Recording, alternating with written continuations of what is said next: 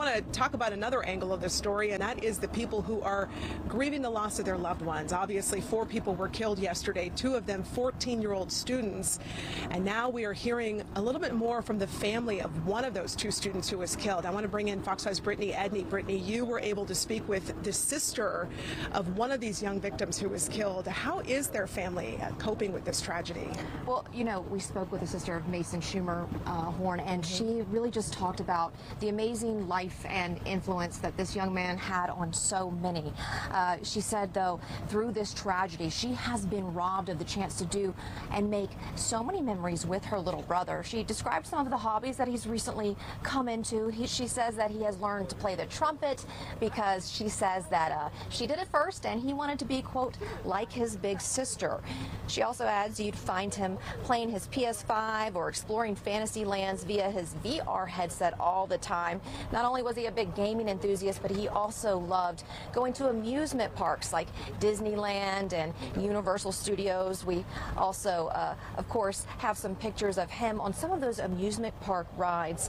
But she described Mason as just overall a very positive person, full of energy, and she just can't imagine life without him. What do you want the world to know?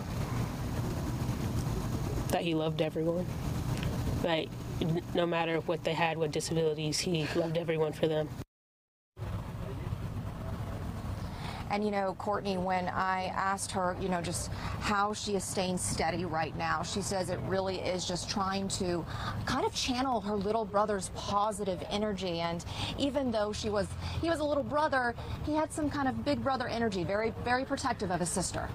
Our hearts just go out to that family and so many others here who are dealing with that grief. But what kind of a support system does this family have around them? I mean, they're having to struggle with something that is so hard, many of us can't even imagine.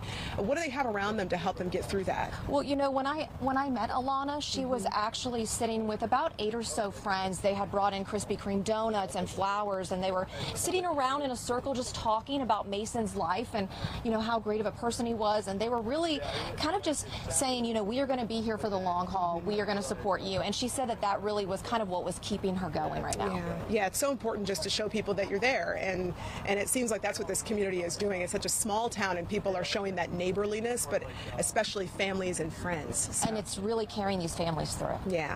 All right. Brittany, thanks.